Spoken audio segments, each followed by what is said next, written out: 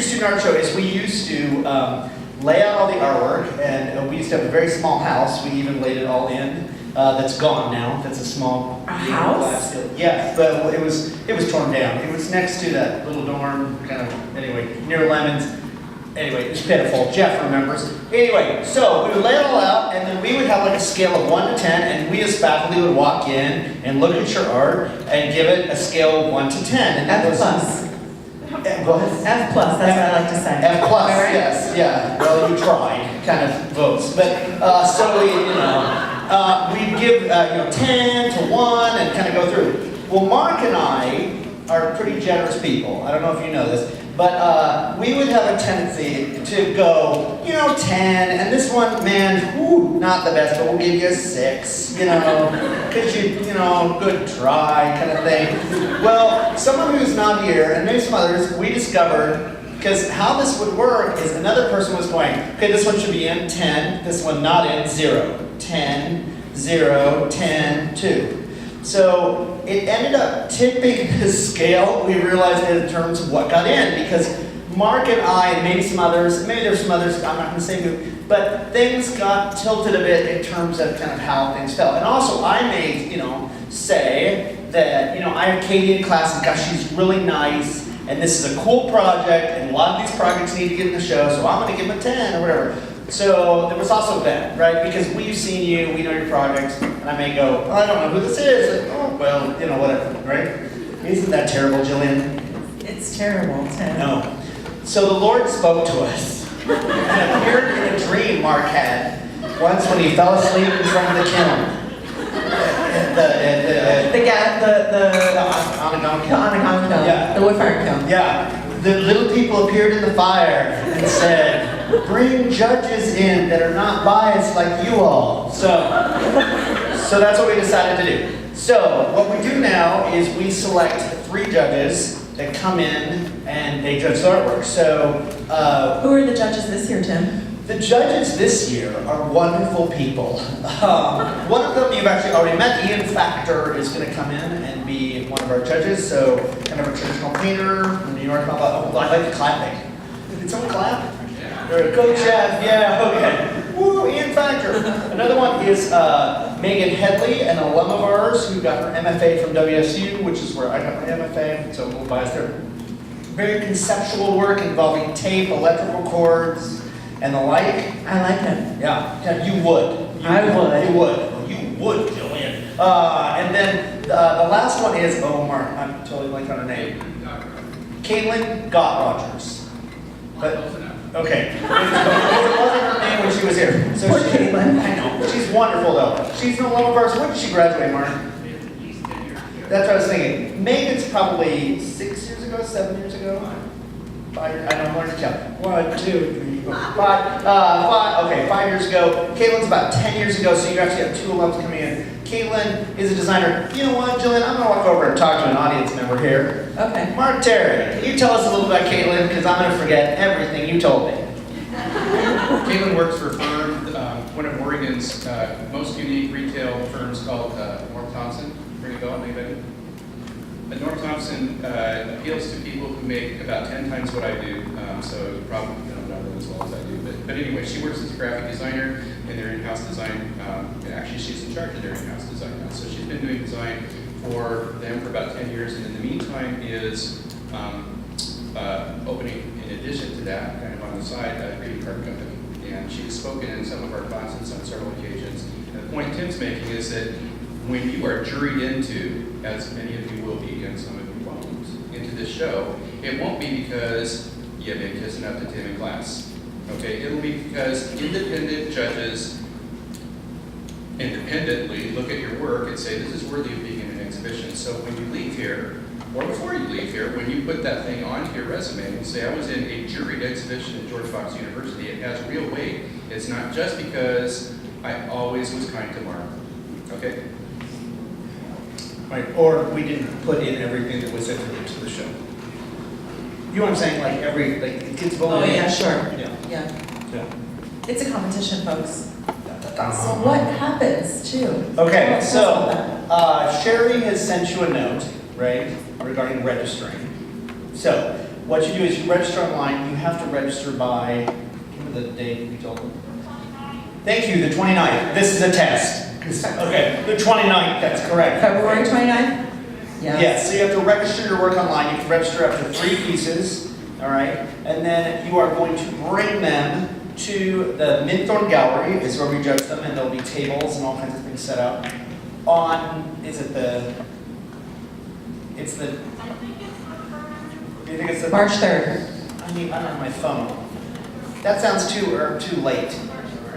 March 1st. March 1st. Because I think judging is on the 2nd. Which We're real well prepared, Okay. as you can tell, folks. Thank you. Here we go. So, you're going to bring it over there. Then what happens is the judges will come, and what I do is I just kind of lead them to your work. And I say, what I want you to do, they each get a different colored dot. And I say, I want you to put a dot on anything you want in. So, they just go around and look and start putting on dots. Some wise students, I don't know, is Lehman in here? Like Lehman last year put instructions on his so people knew how it would hang. Like he had specific hanging instructions. Like, hey, this needs to look like this, which is why, so if there's something special about your work, you're going to want to have that on there. Like, hey, I need these 3 hung in a row or whatever, and the like. They come around, they put on dots, and I'll tell you something I don't tell them. So basically, if anything gets 3 dots, it's in, right? And then if anything, actually every time, if anything gets 2 dots, it's in. And then what I say to them is usually I look at numbers and kind of figure out where we're at, and I'll say, you know what, I need you judges to each pick 5 of your favorites that you still want in. So then they pick maybe 5 additional, or maybe I think last year was 7 or so additional, so that we have the cap number, which is, I can't remember this. Anyway, it's a number, because our book will be split between Minthorn and Lingard, and I want to say it's 70 something. Does that sound about right? Yeah, 70 something. So anyway, that's how that works. So yeah, so they put little dots on things, and that's how the judging works. So, in addition to being juried into the exhibition, are there any other opportunities for award at this time? Well, you're right. I think I know what you're asking. The judges will pick best in show for graphics, a best in show in studio, and then a series of honorable mentions. I think there may be, I'm trying to remember, Mark, is there a second place? With your art, cash prizes. Yes, they're money. I think it's best. I think it's first, second graphics, first, second graphics, first, second studio, and then a bunch of honorable mentions. Cash is awarded with those. How much cash? Huh? How much cash? Oh, is it a lot? Woo, so much money. You can get a coffee. I want to say it's. Oh gosh, I'm looking at Mark and I did not look this up. I'll go low. I want to say it's $75 for first, but it may be 100, and then it goes down from there. So I think that sounds right. Anybody win last year? And no. Spencer, do you remember how much it like? It was 120 for first. Okay, so it's 120. See, I aimed low because I didn't want you to go, Tim, you said it was 75 and it's 25, but it wasn't. So let's hope that's right. Well, either that or Spencer has just increased the amount of the awards you'll be getting. There we go, 350 free tuition for the next year. Yeah, no, it's not that. Okay, so what's interesting, then let me talk a little about Libby's. Can I throw that out too? So what happens is, there's those awards, but the faculty then will pick the Lippy nominees out of what's there. So depending on the volume of the work that's there, those of you guys who aren't familiar with Lippy's, it's this kind of crazy award ceremony we do. So we'll look through it and go, well, are there enough paintings to have a painting category? Yes, these are the top 3 paintings. So we actually vote individually what we think the 3 nominations should be. Those are all kind of consolidated to figure out what the 3 nominations will be. So even like Julian may nominate something, I may nominate something, it doesn't get in because it's averaged between all of us as to what the nominees are for the Lippy. So what's kind of interesting is sometimes the Lippy award winners are not the award winners that the jurors found because everybody has different opinions and such. No. Okay. So, in order to be in good standing, you all have to submit how many works to the student jury show? Anybody? One. One is all you need.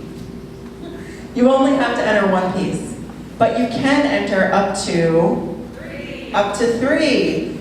Great, isn't that exciting? Yes. Yes. So part of the reason we're taking some time here tonight is because every one of you who are enrolled in the program has to enter a piece, right? Some of you know about presenting works and what to do, and some of you don't, or you have questions. So we're going to talk a little bit now about presentation. Inquiring minds want to know. You want to know? Okay. All right, should I just go? All right. All right, so the students bring in work, right? And if you notice on the information set on the website that Sherry has been setting up kindly, it has all information as to how things should be framed and such. But we thought it would be helpful to bring in actual examples and talk a little bit about it. And everything I'm showing you is a student of mine, or was a student of mine. They're not students anymore, they've grown up, they have children, they've moved on, if you will. And that's going to be really hard for me, but we won't go into that. Okay, so this is I'm going to just show you this because I think this is funny. This is Kerry Griffith. He works in our graphic design department. This was 10 years ago. Look at how that photo faded. But anyway, he went on and he got job and work and stuff. So this is graphic design. I think the graphic designers will talk a little further about this, Jeff or others maybe down the line. But basically graphic design, typically just foam mount them, right? And you want to cut this and make this look nice and pretty, right? Usually kind of some sort of like 2-inch or whatever border around things. And then they attach, and this is important because last year some people forgot, and I was really mad. You attach. Their work in the dumpster. I know, I just garbage.